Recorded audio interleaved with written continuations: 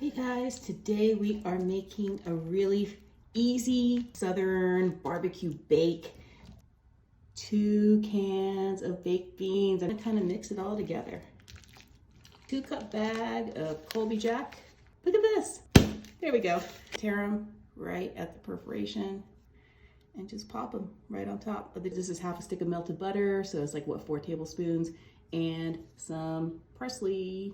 Mix this all together.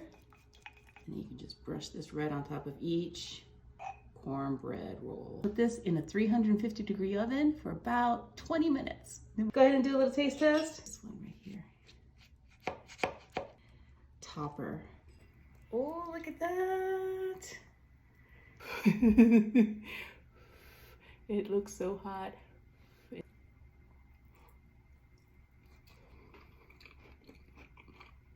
Oh my gosh, delicious.